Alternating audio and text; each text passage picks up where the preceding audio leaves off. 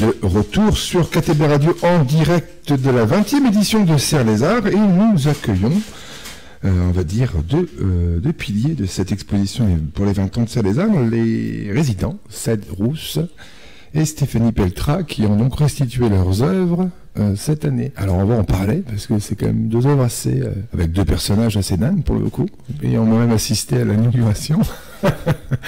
Très bien vos discours. On va déjà commencer par un petit départ. Est-ce que, c'est une question que je vais me poser en servant de l'eau, est-ce que vous vous connaissiez auparavant tous les deux? Bonjour tout d'abord. Non. On a fait connaissance le premier jour de la semaine la toute première semaine de résidence. D'accord. Ouais. C'était la première fois que vous découvriez l'œuvre, vos travaux respectivement, quoi. Tout à fait. Et donc ça a créé une belle amitié pour le coup, travailler. Oui, des beaux partages et ouais. Avec en plus de ça donc deux domaines d'art un peu différents. Parce que tu sculptes aussi, du coup, ça reste le même domaine un petit peu quand même. Ouais. Oui, je fais de la sculpture de céramique avec essentiellement de la porcelaine, en alliance avec d'autres matériaux parfois, du métal, du bois ou alors de la feuille d'or.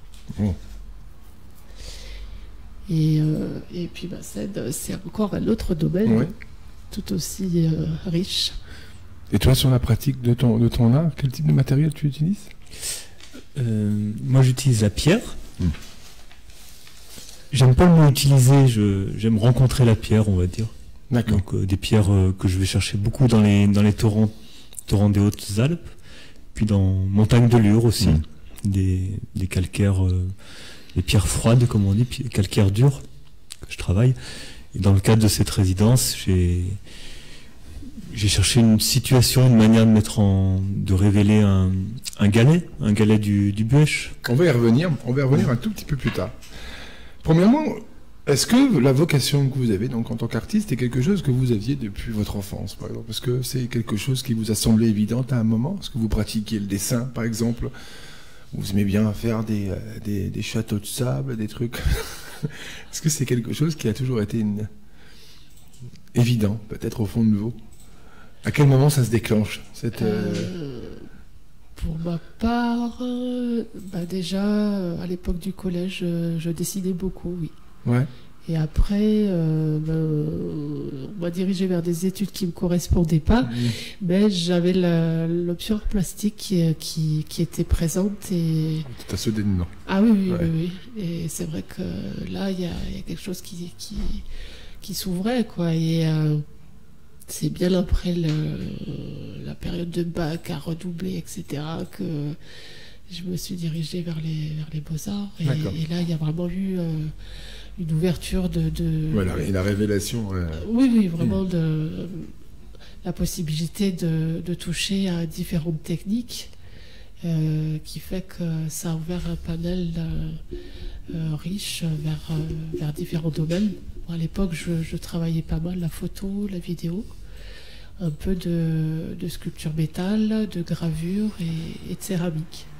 Et c'est plus loin, enfin quelques années après les Beaux-Arts que la céramique est devenue une évidence. Et parce que j'avais envie de travailler la sculpture, l'objet. Au travers de la céramique. Au travers de la céramique, et pourquoi pas en alliance avec d'autres matières. Et donc là, c'est pareil, en 2005, quand j'ai fait cette formation professionnelle, ça m'a ouvert encore d'autres possibles vastes. Et puis des rencontres qui m'ont permis d'aller encore plus loin dans mon domaine de création. D'accord. Et toi, Ced? Pour moi, alors, est-ce que c'est évident d'être artiste? Je dirais non, du tout. J'ai déjà beaucoup de mal avec le mot artiste. C'était pas ma question. Est-ce que c'est évident à un certain âge, en fait, que tu t'orientes vers ce domaine de l'art? Alors, ça c'est... Artiste, encore, c'est de la philosophie. Mais... ça s'est orienté, je dirais, assez... comment dire une voie par défaut. C'est-à-dire que moi, j'aime bien me dire... je dirais handicapé existentiel. Dans ma vie, les choses se sont plus ou moins ouvertes. Je dirais qu'elles se sont ouvertes à l'endroit de la sculpture. Donc là, ça c'est, j'ai suivi ce petit bout de ficelle, ces ouvertures qui se faisaient. Après l'évidence, je sais pas. Quelque chose peut-être en témoignage, cette récurrence par exemple dans le dessin, cette dimension un peu songeuse qu'ont les personnes qui pratiquent l'art comme ça, ce monde dans lequel ils plongent, qui les comble, qui les enferme dans leur soi intérieur, bien sûr, à exercer quelque chose qu'ils essaient de comprendre et puis sur lequel ils excellent. Est-ce que tu dessinais par exemple beaucoup? Alors moi j'ai pas mal dessiné, je dessine très peu aujourd'hui, dans ma pratique, si on parle de pratique, je dessine pas. Le moi intérieur, ça c'est une question qui me questionne, ouais, ce qui en nous appartient pas plus. Donc je suis plutôt à la recherche de ça qu'un moi intérieur. Et j'ai rencontré dans la pierre, ça c'est un bon lieu pour moi pour cette rencontre. D'accord. Pourquoi la pierre? Du coup, c'est quand même une position avec... Pourquoi la pierre? Parce que déjà c'est dense, que ça pèse. Moi je suis d'un tempérament, je dirais, j'ai tendance à vite me percher, et que la pierre ça leste un peu dans l'existence, et j'ai besoin de ça. Donc quand j'ai rencontré au début c'était d'aller chercher des pierres dans le torrent, de les porter, de faire des murs en pierre pour faire des soutènements, faire des terrasses, des choses comme ça. Ça a été une rencontre fabuleuse, avec une rencontre avec des rencontres, c'est-à-dire se faire rencontrer des pierres qui ensemble permettent de créer des espaces là où il y a de la pente, faire des replats, des choses assez simples comme ça. Ça, c'était source de joie, oui. En conséquence à ça, en ayant un peu une idée de vos parcours, des moments où ça se déclenche, y a-t-il un moment qui charnière un peu, un moment où vraiment vous vous êtes dit je me lance dans ce monde-là, où je décide d'être dans la sculpture, dans l'exercice de la philosophie pour en raisonner, pour montrer quelque chose, pour élaborer des idées. Est-ce qu'il y a un moment dans votre vie, un déclenchement vraiment, toi, par exemple peut-être après l'école, ou après à travers les Beaux-Arts quand tu étais à l'école, mais un moment où c'est vraiment décidé, c'est le chemin que je vais prendre. Est-ce que ça c'est apparu, ou du coup c'est comme tu dis, peut-être un fil que tu as directement pris et dans lequel tu as glissé? Pour moi c'est ça, c'est un fil que j'ai suivi parce que c'est ce qui m'appelle à l'intérieur, en fait, c'est ce qui me fait vibrer, et je ne vais pas faire autre chose. Après, ça prendra peut-être d'autres formes, parce que quelquefois, j'aimerais faire peut-être un peu plus revenir à la photo noir et blanc. Ça en fait un petit peu partie dans l'œuvre qui a ça. Et par moment, peut-être faire un peu plus de dessin. Voilà, ça va. Enfin voilà, je me laisse porter par ce qui vient dans le moment. Oui, c'est ça. Ouais, ceux qui se proposent du coup, tant d'ailleurs pour ce type d'événement qu'à travers vos inspirations et vous pratiquez l'art d'une manière permanente. J'imagine, vous avez vos ateliers, vous avez une construction permanente Alors, je vais répondre à la question que tu as posée avant. Le moment, pour moi, il y a un moment. C'est-à-dire qu'il y a un moment où, en effet, j'aime bien me dire, pas me dire, je dis que je suis berger diplômé en architecture, voilà, de formation. J'ai pas eu de formation dans l'art, entre guillemets, dans la sculpture. Le moment, c'est quand il y a de la fermeture, quand ça peine à s'ouvrir, et qu'à un moment donné ça s'ouvre. Ce moment-là, pour moi, c'est la construction d'une arche dans le lit du torrent, donc pas très loin d'ici, dans le Buëch, un affluent du Buëch, le Rif, sur la commune de Saint-Julien-en-Beauchêne. J'habitais à l'époque au bord de ce torrent. Et puis je le pratiquais pour faire des murs. Et un jour, c'était avec mon frère, il était venu me voir un week-end, et on a construit une arche de 2 mètres de haut à peu près, simplement à partir des pierres trouvées sur place. Donc on a fait un coffrage en pierre, sur lequel on a bâti les pierres le cintre de pierre, l'arche, puis on a retiré les pierres du dessous. Ça, c'était l'occasion d'un petit film. On a filmé ces actions-là. Puis plus tard, je suis revenu toujours avec la caméra dans ce torrent et je me suis filmé dans des tentatives de franchir l'Arche en équilibre dessus. Un jour, c'est passé et ça fait un petit document. Et ce petit document, je l'ai posté sur YouTube, etc. Une amie l'a vu, qui est calligraphe, qui s'appelle Isabelle Baticle, du côté du Luberon. Et elle m'a fait une proposition. Elle m'a dit, est-ce que ça t'intéresse? Est-ce que ça t'intéresserait de venir exposer quelques installations comme j'ai vu dans ton petit film, là, des pierres en équilibre, dans une exposition à l'église Haute de Banon? Et moi j'ai répondu, pourquoi pas, c'est une bonne idée, ça tombait un bon moment dans ma vie. Je travaillais dans un lieu qui s'appelle Vonière, qui est pas très loin d'ici, que vous connaissez peut-être, village des jeunes, donc c'est un mot qui est reconstruit avec des jeunes en chantier international, des jeunes en réinsertion, etc. Et j'avais un peu de temps, et avec l'association Village des Jeunes, ils m'ont permis, avec 5 jeunes, d'aller à l'église haute et pendant une semaine d'installer en gros 5 tonnes de pierres, qui faisaient 10 installations de pierres en équilibre. On a fait ça ensemble, c'était un moment très très joyeux. Et de là, ça s'est ouvert. C'est-à-dire qu'il y a eu, je crois que ça a été très bien accueilli au niveau de l'exposition. Il y a eu des rencontres, il y a eu une vente, des choses moi que je m'attendais pas du tout. Et à partir de là, depuis, j'ai suivi ce petit bout de ficelle. J'ai la chance, je touche du bois, je démarche pas, j'ai pas de. Ça, pour l'instant, ça s'ouvre comme ça, pas plus que ça. C'est vrai que c'est une échelle qui peut-être suffisamment en tout cas pour être dans de ta pensée, être assez tranquille. Et je rejoins ta question de l'atelier, ça me permet d'être aussi dans une échelle d'atelier. J'habite à l'abbaye de Boscodon pour le moment, où l'association me permet d'avoir un bout d'atelier là-bas et d'être aussi dans une échelle, pour moi, qui est une échelle humaine, où les sculptures que je fais généralement, alors mis à part quelques installations dans le domaine public, mais sinon ça reste des choses que je peux manipuler seul ou avec des collègues, assez simple. En quoi consiste du coup respectivement votre travail dans l'art? Est-ce que vous avez un thème que vous entretenez depuis le temps que vous pratiquez, ou ça évolue évidemment par l'inspiration que vous apporte le monde, vos voyages, vos rencontres? Pour moi, c'est la lumière qui est le fil conducteur.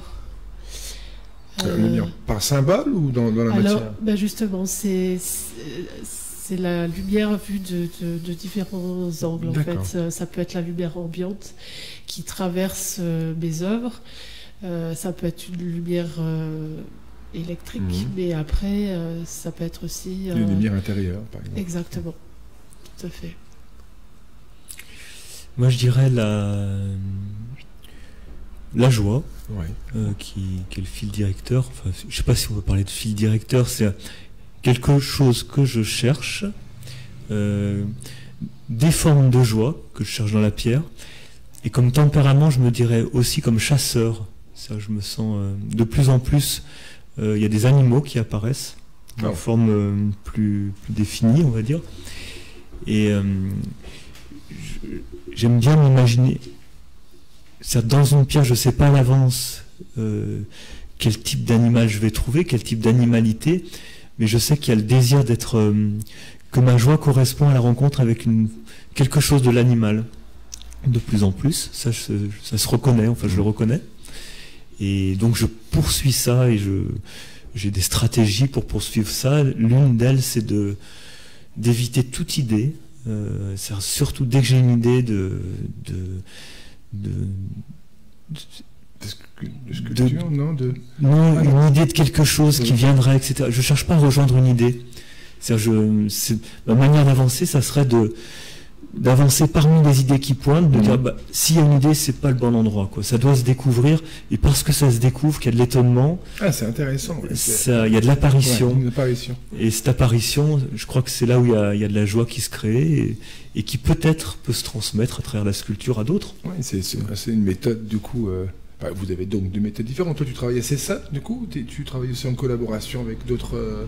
Je travaille essentiellement seul, mais ça m'arrive d'avoir justement fait des œuvres à 4 mains. Je trouve ça intéressant. Ce qui est un peu le cas d'ailleurs pour l'œuvre qu'on a en exposition aujourd'hui dans le Réseau. Tu as Ah ben, j'ai eu de l'aide précieuse de plusieurs personnes. Oui, tout qu'on a eu en interview. Quand est-ce qu'on l'a eu, Eugène? C'était ce matin, Eugène Pinero. Tout à fait. Mais en dehors de ça, c'est un travail clairement qui est personnel. Dans lequel, du coup, là, tu travailles avec une idée? Alors, comment dire? Ça peut être des intuitions qui me viennent de forme, de texture, et à un moment donné, ça va se rejoindre.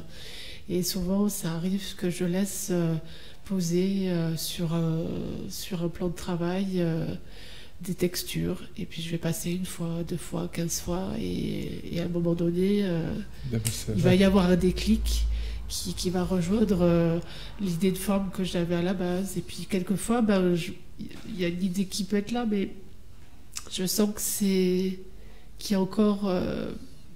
il faut aller encore un peu plus loin, donc je vais peut-être faire un petit croquis, quelques annotations, et puis je laisse passer le temps, et en même temps, au moment où je vais réaliser l'œuvre, il va y avoir encore...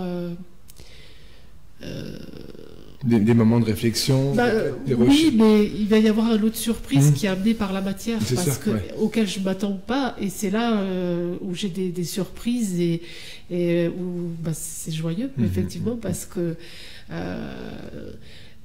c'est inattendu. Et puis après, il y a le feu aussi qui m'amène aussi ce lot de surprises. Le feu. Donc je dis le feu parce que c'est mon four. Bon, c'est un four électrique, mais après la cuisson, résultat. Il y a des résultats surprenants aussi. Je m'attends à quelque chose et puis il y a autre chose qui sort. Parce que je peux pas tout contrôler, et tant mieux. C'est bien, cette idée de savoir qu'il y a quelque chose dans notre création qui nous échappe à un moment, que ce soit d'ailleurs dans sa conséquence, dans sa perception, une idée pour le coup. Et justement, cette matière m'a amené à beaucoup lâcher en fait, parce que ça m'a permis d'être à son écoute. Parce que la porcelaine, c'est la terre qui est la plus exigeante et compliquée à travailler. Et en fait, ça m'a permis de lâcher de plus en plus, de voir, au début, je pestais quand il y avait des fêles ou des cassures sur certaines pièces. Et en fait, j'ai pas lâché. Je vais perfectionner ton travail. Je vais expérimenter plus loin et tout. Et en fait, à un moment donné, j'ai dit non, lâche. Ça sert à rien de s'énerver. Et au contraire, souvent, quand il y avait des fêles, c'est ce qui donnait leur force. Et c'est ce qui m'a amené petit à petit à ajouter une touche de feuille d'or qui révèle encore plus cette force. Cette faille, justement, peut-être. Voilà. Qui porte, qui est assez... qui se donc, rapproche assez... Elle m'a amené, du coup, à cette... détermination aussi. De voir que même dans l'idée naissante à travers l'objet, il y a toujours une part d'humanité, cette petite faille qu'on a tous, qu'on cache parfois avec un peu d'or, qui rappelle qu'on est tous tombés. Est-ce que tu as ça aussi un peu dans ton travail, à travers tes sculptures, qui sont quand même, pour le coup, elles sont là pour commencer un peu à parler du coup de votre résidence. La sculpture de Cédric est donc un galet, je ne dirais pas caillou, un galet, sur lequel tu as écrit une poésie, qui est donc à l'ouverture du pont. Alors c'est tout un décor, en fait, dans un élément en mouvement perpétuel. Est-ce que le choix de l'ouverture de ce pont était important? C'était le Bouèche qui est en dessous, donc le Bouèche qui est le torrent qui traverse le village de Serres. Est-ce que tu avais choisi cet endroit? Est-ce que ça avait une logique par rapport à la sélection de ce galet, ou c'est une réflexion qui t'est venue peut-être en redécouvrant le village de Serres, ou à travers une idée peut-être plus lointaine, parce que Alors moi j'aime bien l'idée de trajection. C'est le fait qu'une forme soit le résultat de plusieurs causes qui trajectent et qui se rencontrent et donnent la forme à un projet qui se matérialise aussi. Dans le cadre de cette résidence, pour moi c'était des conditions nouvelles. C'est ce dont j'ai parlé avant, c'est des conditions d'atelier donc dans mon petit atelier à Boscodon. Au milieu il y a la forêt derrière. C'est pas pour rien, je pense qu'il y a des animaux qui apparaissent. Ici, je me suis retrouvé d'habitant à Boscodon, je me suis retrouvé résident. Et c'est pas la même chose d'être résident qu'habitant. Et donc, je dirais ce par quoi j'ai été habité, c'est beaucoup les rencontres, les rencontres humaines. Le partage, on a partagé du temps avec Stéphanie. On a eu beaucoup d'échanges, à la fois d'une approche un peu, on va dire, plus globale du chemin d'art, du sentier d'art, et puis comment on inscrivait nos projets là-dedans. Dans ces échanges, le projet évoluait. Donc il y avait le fait qu'il y ait j'ai pas l'habitude d'avoir ces échanges, ça a fait avancer le projet. Okay. Et habituellement aussi, je travaille des pièces fragiles, c'est-à-dire que dans la pierre, j'aime faire exister de la fragilité dans la pierre, ce qui n'était pas possible dans le domaine public. C'est-à-dire là, on est dans l'espace du commun, et je peux pas avoir recours à ça pour mettre en relation avec ce qui nous fait un peu vibrer. D'accord. En tout cas, c'est une de mes intentions. Donc là, ça a été plutôt l'approche donc une des choses qu'ont travaillé le projet, c'est à quel moment, en présence d'une œuvre, on est présent à l'œuvre et que l'œuvre nous amène pas forcément ailleurs. Donc plutôt c'est une invitation, je vais employer ce mot terrible de convocation avec le réel, qui est peut-être alors c'est pas le mot convocation, c'est pas juste, mais il y a un côté instance quand même quand on grave quelque chose dans un galet. Et donc c'est la sculpture. Lors de ma résidence, j'ai reconnu le Buëch comme le lieu de condensation du territoire, celui qui rend possible la vie ici, aujourd'hui encore, et qui a façonné le territoire, ses paysages. Le village aussi. Et puis qui est sa puissance aussi, c'est-à-dire que ça nourrit, moi je le sens, cette nourriture, elle est, quand on passe sur le pont, l'affleurement rocheux, qui, pour moi c'est je dis le Buëch comme grand sculpteur, c'est-à-dire que là oui, là, on est sur un autre niveau. C'est d'autres échelles de temps, de taille, c'est extraordinaire. Voilà, donc c'était comment amener de l'attention dans ce lit du Buëch qui, paradoxalement, les hommes, les Serrois ont construit ce mur de soutènement, grand mur de soutènement là, de 10 mètres de haut avec les anciennes pierres du château, qui a permis de gagner du terrain sur les rives, puis de permettre la vie qui est actuellement, le marché, il y a le rond-point, il y a les cafés, pour moi c'est le centre de vie du Buëch. Donc c'était comment, depuis la place, faire un petit signe qui nous invite à nous rapprocher du parapet et du Buëch. Ouais. Et qu'est-ce qui se passait lorsqu'on se rapprochait de ce signe-là? Ce signe-là, c'est donc un galet du Buëch que j'ai perché en haut il y a 8 mètres de tige, de 35 mètres d'épaisseur. Il y a une potence qui est fixée le long en partie haute du mur de soutènement, articulée, et puis la tige traverse, et en bas il y a 400 kg de pierre qui lestent l'ensemble, donc qui permettent du mouvement. Donc le galet qui est perché, donc quand on est depuis le parapet, il est devant nous 2 mètres au-dessus, dans le vide, au-dessus du vide. Et la relation entre le galet tout là-haut et puis le lest en bas permet des mouvements, des légères oscillations que le vent peut accentuer, on peut toucher et peut-être mettre un petit peu en mouvement aussi. Voilà, j'aimais cette dimension-là. Qui est aussi quelque chose d'une rencontre presque tactile, peut-être, avec... Qui est clairement tactile. Un galet en Bordeaux, quoi. Ouais. Il y a quelque chose d'inhabituel, je pense, d'avoir cette pierre perchée, gravée, et qu'elle puisse bouger, et qu'elle soit au-dessus du vide, et comment peut-être entre la pierre là-haut, le lest en bas, la tige, il y a un écho avec nos colonnes vertébrales, comment l'équilibre se trouve. Comme anecdote, il y a ces petits cairns qu'on fait sur les bords des chemins, qu'on a fait d'ailleurs avec les collégiens. Il y avait des temps d'atelier avec les collégiens.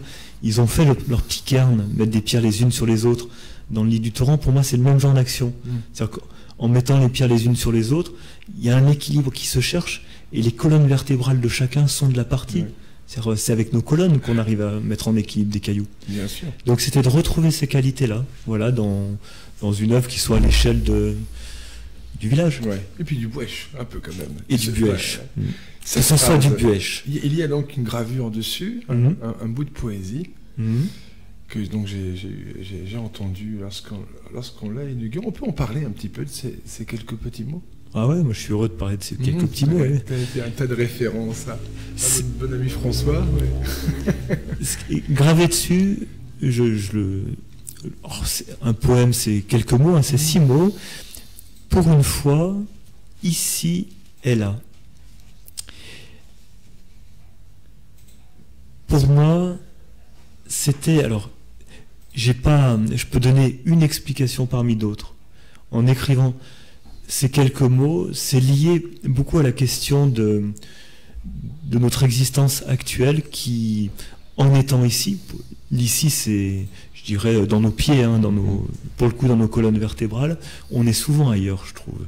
Et sur cette place de la liberté, si on se rapproche du parapet qui donne sur le Buëch, il y a beaucoup de panneaux d'information. Il y a énormément d'informations. En fait, on est dans un lieu où il y a énormément d'informations, et ces informations indiquent souvent quelque chose qui est ailleurs, une représentation du vieux cerf, des panneaux indicateurs qui disent tel sommet, telle chose, panneau des baronnies, le parc.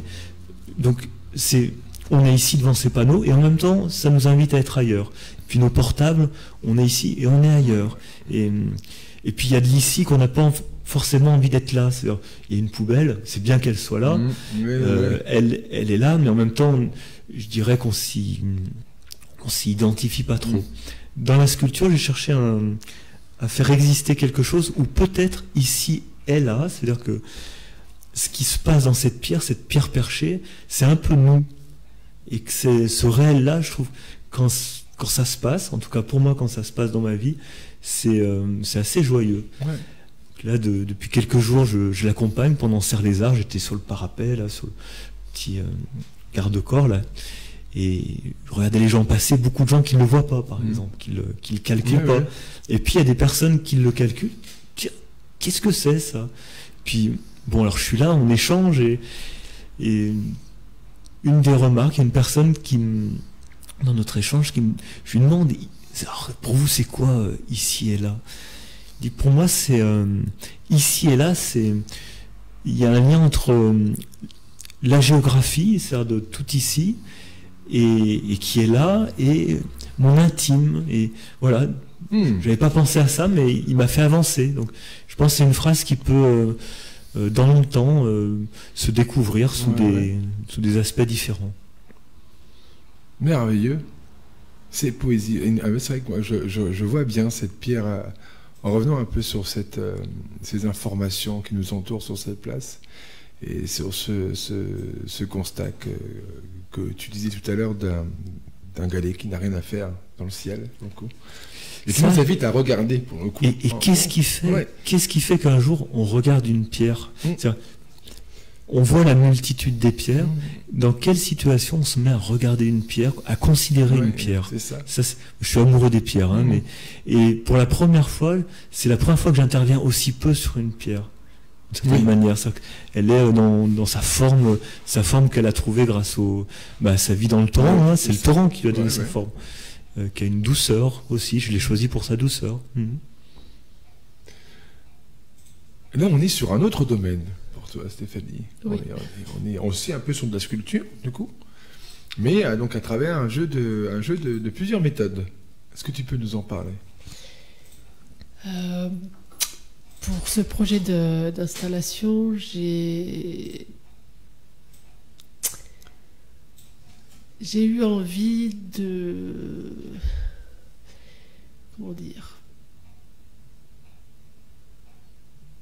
d'accompagner les gens vers leur intériorité. Et le lieu s'est imposé près du réservoir, c'est un réservoir qui est un lieu intimiste. À la place des Batignolles, pour ceux qui nous écoutent. Et il y a un rocher qui invite à venir s'asseoir naturellement. Et donc j'ai voulu renforcer cette idée-là en y ajoutant un dossier. Donc ce dossier est en bois flotté et métal. Et donc je l'ai trouvé dans le Buech. J'avais envie d'avoir quelque chose qui reste naturel. J'ai pas besoin, où j'interviens le moins possible, on va dire. Et effectivement, toutes les personnes qui sont venues s'installer se sont senties vraiment bien et certains sont vraiment restés longtemps. D'ailleurs, ça a été un moment fort le soir de l'inauguration. L'inauguration, oui. Ce moment de silence était vraiment très précieux. Et il a Pascal Catry, on en a parlé. On s'était recroisés. Il a ressenti cette même.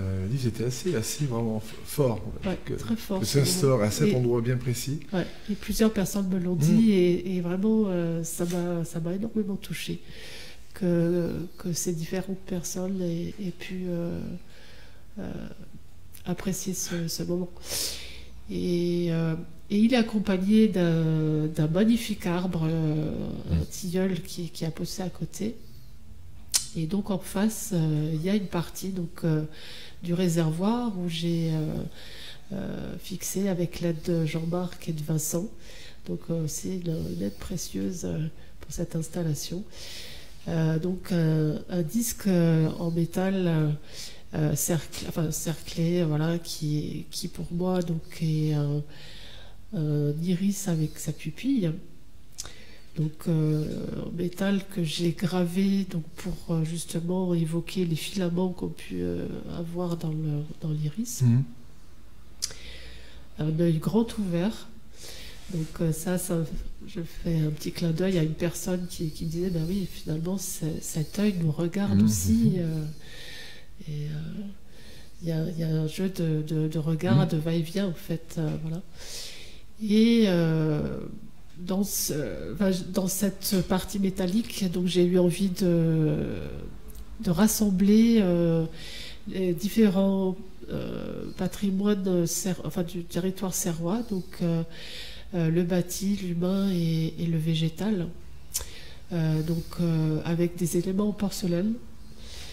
Un travail sur plaque et assemblé avec aussi la technique du colombin pour pouvoir les assembler sur le métal après, cuisson. Et donc j'ai utilisé des techniques que j'utilise déjà dans mon travail de sculpture et dont l'empreinte.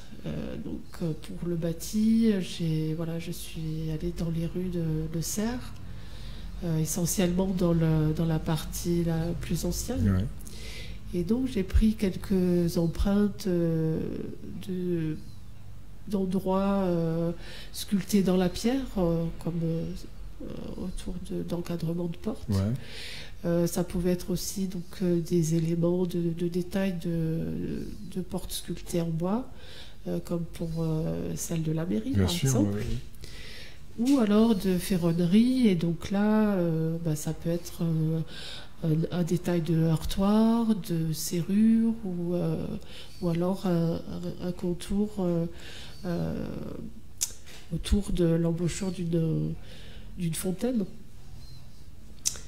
Et d'autres empreintes pour le végétal, donc là ça fait lien avec le travail des collégiens également, avec qui j'ai travaillé sur ce domaine-là. Et puis pour la partie patrimoine humain, pour moi c'était important de garder un détail qui est assez puissant pour moi, c'est le regard. Et donc j'ai fait plusieurs rencontres depuis le début de cette résidence. J'ai photographié plusieurs personnes. Après, j'ai pas forcément pris tous les regards que j'ai photographiés. Mais dans ces regards-là, il y a des regards qui ont une intensité. Après, c'est des regards que j'ai choisis parce qu'il y a une rencontre qui a été forte avec la personne. Et donc, j'ai retravaillé sur ordinateur pour travailler le contraste, notamment, pour pouvoir faire un transfert de photos sur céramique, qui est une technique contemporaine et qui apparaît petit à petit dans mon travail de sculpture. Et donc, pour moi, ce que je trouvais intéressant dans ce projet, c'était de pouvoir allier la tradition et le contemporain. À travers le regard. À travers la photo en noir et blanc, qui peut faire penser à ces photos anciennes, à travers le patrimoine bâti. Et puis, le contemporain, c'est l'alliance des matériaux, l'alliance des techniques. Un regard, en lien en tout cas avec cette résidence, regard sur le territoire.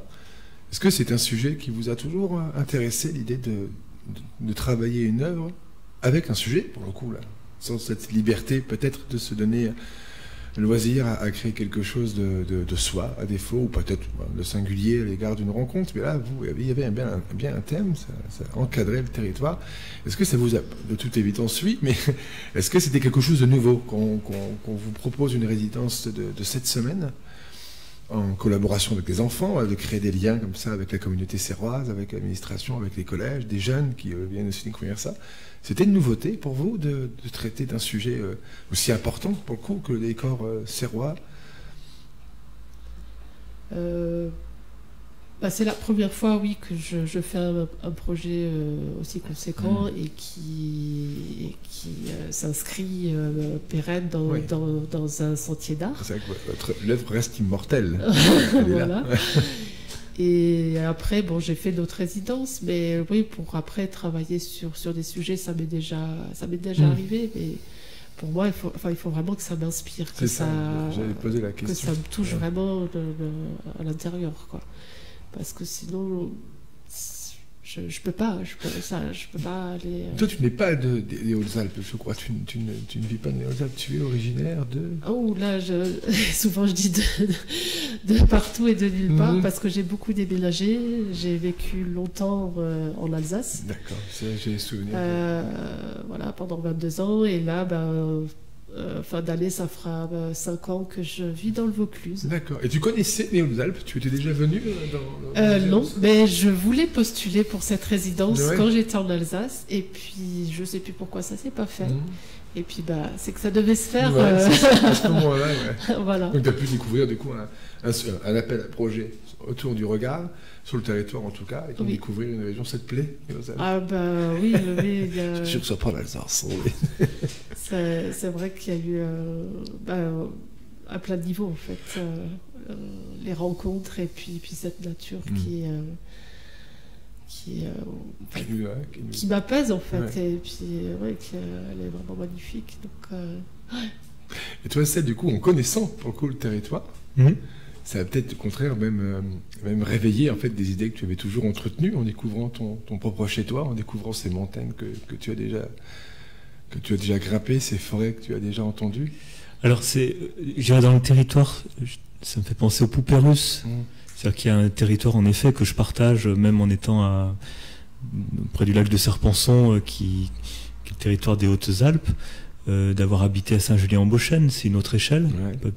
Poupée un peu plus petite. Et puis là, je suis rentré dans une poupée encore plus petite. C'est le territoire serrois que je connaissais assez peu, en fait. Pour moi, l'expérience de Serres, c'était quand de Saint-Julien-en-Beauchêne, je descendais dans le sud, il commençait à Serres. C'est-à-dire la clue du Buèche, là, quand on la passe, après, ça commence à être... Il y a des odeurs de Provence, quoi. Il y avait un côté comme ça. Le thym sauvage. Et avant, c'est les territoires hostiles, très très sauvages pour le coup. Donc, il y avait cette expérience, mais je dirais, je l'habitais pas de l'intérieur.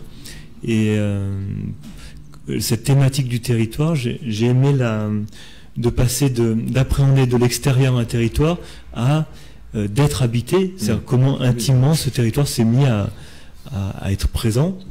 Donc la question était, j'ai pas eu l'impression de chercher à répondre, à m'inscrire dedans. Par contre, les conditions qui sont créées par l'association, les rencontres qu'il y a eu avec la municipalité, avec les collégiens m'ont aidé à ça beaucoup. Ils sont tous des petits, ils sont sécrétés par le territoire, ces jeunes. Et voilà, la rencontre d'ici, chez Cyril, enfin, il y a un ensemble de lieux qui, je dirais, je savais quand les pratiquants, en étant dans ces rencontres-là, quelque chose du territoire allait sortir. Mais, alors, ce qui est difficile, c'est qu'on est attendu quelque part. C'est-à-dire qu'il y a une attente, et que par rapport à cette attente, il y a à négocier négocier et rassurer sur le projet qui est en train de se faire. Et là, moi, je suis très, très reconnaissant par rapport à l'association, parce qu'il y a une vraie souplesse entre les intentions de départ et la manière dont le projet, petit à petit, s'est transformé. Vous n'êtes pas en police, comme ça, à devoir... on vous fait confiance. Il y a un préalable de confiance, et ça change, ça permet beaucoup de choses. C'est très important, savoir que nos deux fondatrices et toute l'équipe y sont passées. Donc, on se sent soutenu, et puis en même temps, on a cette liberté de... Bien sûr, bien sûr. Ça fait pas longtemps, le regard sur le territoire. C'est la 5e année, c'est ça qu'on fait des résidences, il me semble, à Serre-les-Arts, sur le sentier en tout cas. Et vous êtes donc les 2 sur 10 œuvres qui sont déjà exposées à travers le village. Pour les 20 ans. Ouais, pour les 20 ans. Moi, je suis toujours extrêmement ému de voir les œuvres parce qu'elles sont là. On est devant un galet, on est devant le regard porté à un arbre, à une assise quelque part, et on mêle à ça non plus le vert d'un arbre qui évolue aux saisons, ou le petit coup de vent, c'est que on va entendre la cloche d'une sculpture quelque part, on va sentir le frémissement des sculptures de Roger Rigord qui avait aussi installé du monumentalisme comme ça dans les rues, et là maintenant des yeux, des regards, des pierres volantes qui tournent, enfin c'est... Moi je sais que ça me terrorise, c'est-à-dire que le fait de prendre place, ça a été une question, tu me posais la question tout à l'heure du choix de l'emplacement, parmi ces causes qui ont donné naissance à ce projet, la question de prendre place dans l'espace public, c'est-à-dire comment dire, participer sans prendre la place. J'ai cherché une posture où c'était pas prendre une place que d'autres pourraient prendre. Peut-être ça participe du choix du vide, c'est quelque part qui n'est pas tout à fait. Où commence l'espace public. C'est ça. Et j'ai un peu détourné la problématique qui était de prendre une place. Cette place, je l'ai prise à un endroit qui est à la frontière. Accessible aussi d'une certaine manière. Un espace public, en tout cas un endroit de cet espace où l'humain ne peut pas aller. Il ne peut pas être à la place de ce rocher. C'est pas une sculpture qu'on pourrait déplacer pour ajouter là. Je dirais que peut-être, dans le meilleur des cas, la sculpture lui permet de l'habiter, cet espace. Là, pour le coup, ça lui permet. Ça lui propose. Mais à aucun moment, il peut la remplacer. Ça, c'est intéressant, du coup. C'est que, là, pour le coup, elle est vraiment, vraiment intemporelle. Elle est là. Moi, j'aime ce mot. Si ça peut être ça, c'est magnifique. Intemporel. Ça l'est complètement. Ne serait-ce que la petite expérience que tu as eue entre ceux qui lèvent la tête au ciel et qui finissent par tomber dessus, et ceux qui, pour le moment, ne sont pas prêts à regarder les horizons et les lisières des forêts derrière les levées de soleil. Donc ça va être chouette, il y aura des retours. Et puis une aventure concrète entre moi je me souviens le matin où je suis allé graver il y a eu du temps avant de découvrir ce galet, c'est-à-dire qu'il y a un galet qui s'est, par sa taille, sa forme, son poids, je dirais, imposé avec douceur, c'était lui, c'était elle. Ça reste une pierre quand même. Et puis avec le groupe électrogène, donc c'était la plage du Buèche, là, qui est près de l'office de tourisme.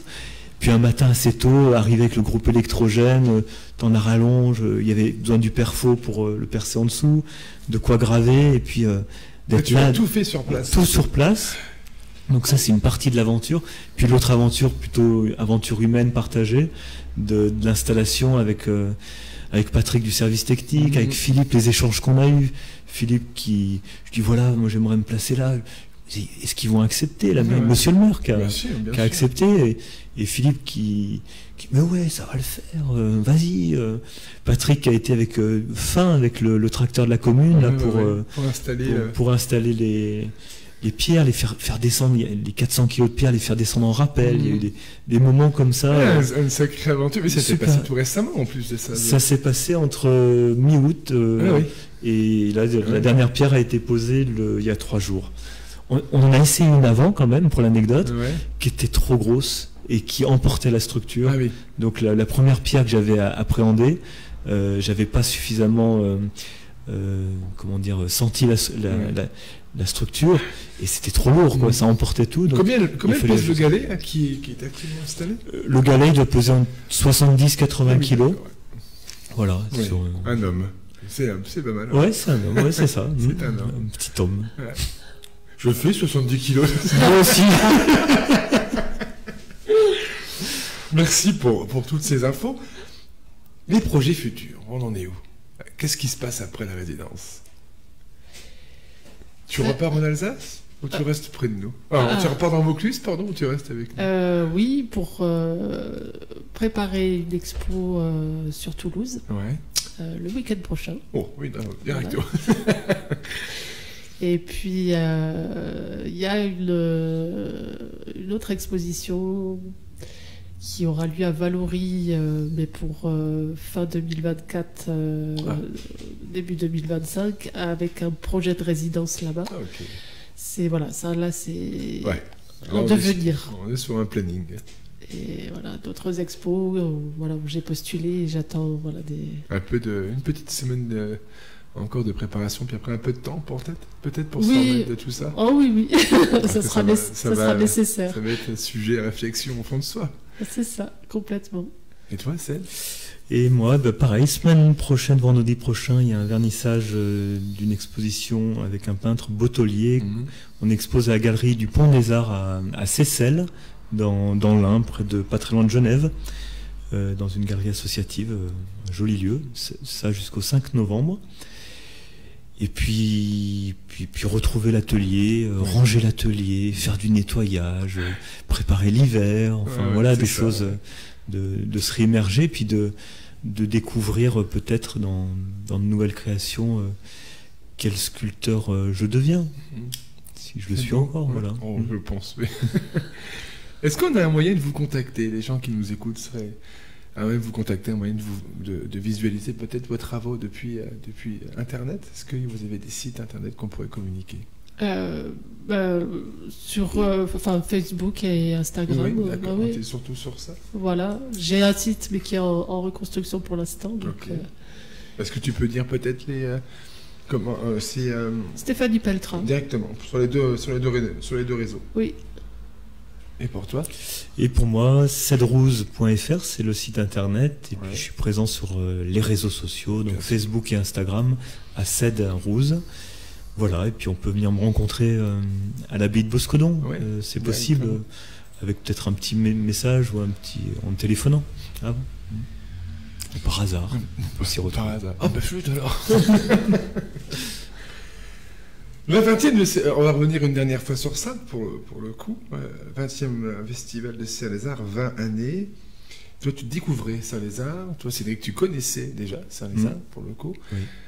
Comment, avec vos, donc toi, la découverte et toi, la connaissance de ce festival, vous ressentez cette 20e année en connaissant, alors, toi, on découvert tout un groupe de personnes incroyables, pour le coup, qui préparent pendant un an un événement de 3 jours, et toi, du coup, en retrouvant des amis, en voyant des visages chéris, comment vous ressentez ces 20 ans? Parce que c'est... Ah bah, il y avait de l'intensité, et puis pour ma part, des magnifiques rencontres sur ces derniers jours-là. Des beaux échanges. Et vraiment, ça nourrit l'âme. Tu reviendras nous voir? Ah ben avec grand plaisir, je vais faire un pèlerinage. Le chemin de croix, C'est ça. 12 sculptures à genoux. Et toi, Celle? Pour moi, alors connaître, c'est un grand mot. C'est vrai que j'ai participé à l'édition de 2016 et j'ai fait la rencontre à ce moment-là de l'association, du village, de l'équipe. Puis les choses depuis évoluent aussi. On a toujours gardé un contact. J'ai participé participer, ils m'ont proposé de participer à des jurys, par exemple, des choses comme ça. Pour moi, le regard, c'est quand on met la rencontre au cœur, il se passe des belles choses, et je suis impressionné par la qualité des expositions cette année, de retrouver des amitiés artistiques aussi, c'est bon, voilà, c'est très, il y a une dimension familiale ici qui fait beaucoup de bien. C'est ça. Ouais, c'est vrai. Ça, c'est un truc assez commun. Ça, peut-être parce qu'on a cette fibre en chacun qui nous mène à l'art, définie ou pas selon l'artiste évidemment, et parce que inévitablement on est familier à un monde comme celui-ci, à un monde où on se regarde déjà, et que avec cette mise en scène surtout, on a ce décor comme ça sur la placette où tout le monde mange à la même table sans problème, tout le monde se parle, tout le monde se partage son verre, son assiette. Je connais pas d'autres festivals qui fait ça avec une telle beauté.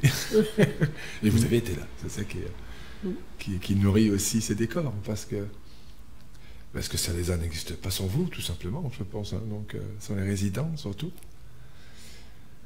sans ces idées qui vont inspirer beaucoup d'enfants. Vous avez un retour un peu des jeunes qui ont vu vos travaux, ou est-ce qu'il y a eu peut-être des petites têtes en short qui se sont dit ça veut dire quoi ça, le regard par exemple? Non, les enfants Ils n'ont pas forcément le regard tout de suite, ils voyaient un bouclier. Ah, génial.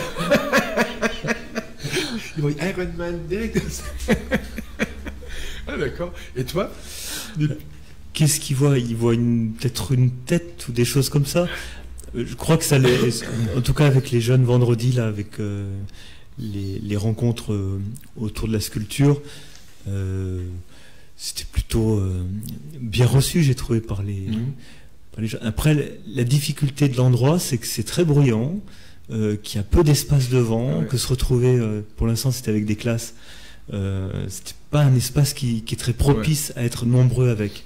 Donc voilà, moi c'est à l'épreuve du temps, voir, découvrir. En invitant du coup les jeunes de Serres, et d'ailleurs à ne pas hésiter à contacter CED pour discuter de ce sujet, qui mêlera tant l'art d'ailleurs que la philosophie. Une toute petite dernière question. Donc KTB Radio est une toute nouvelle radio, une radio du peuple, comme on veut la revendiquer. Et on se posait une question qu'on veut vous poser aussi. Quel sujet aimeriez-vous que KTB Radio aborde? Parmi tous ceux qu'on propose déjà, ne serait-ce que pour Saint-Lézard, les sujets culturels assez communs qu'on entretient, à notre sauce, évidemment, vous vous en souvenez bien. Mais y aurait-il peut-être un sujet, un thème qui vous semblerait apte, en tout cas, à être produit ou proposé au sein de KTB? Moi, ce qui me vient, alors ça va avec toujours cette sculpture, mais la question de qu'avons-nous encore à transmettre? Je dirais que ça, pour moi, c'est une question qui me semble, à notre époque, criante d'actualité. Ça, c'est pas mal. Toi, t'as une idée, peut-être? J'avais le mot rencontre, continuer à provoquer des rencontres, et peut-être en dehors du monde artistique. Ah oui, mais ça c'est déjà le cas, évidemment, mais on peut... Pour faire grandir des projets. Parce que c'est vrai que Saint-Lézard est né de la rencontre. Bien sûr, de l'idée, de vouloir continuer à promouvoir ça, Eh bien, merci à tous les deux. Merci Cédrose, merci Stéphanie Peltra. Vous avez été mon rayon de soleil aujourd'hui. Merci Cyril. Vous avez très envie de parler avec vous. C'était partagé. C'était vraiment partagé. On s'est croisés plusieurs fois. Puis ton gérant, mes petites assiettes en bas, ma modeste cuisine, c'est compliqué de penser à tout ça. Donc là, vraiment un mois avec vous. On a été très bien accueillis de ta part et de toutes les personnes de Saint-Lézard. Vous reviendrez, je suis certain que vous reviendrez. Vous serez là. On peut donc voir en permanence vos œuvres.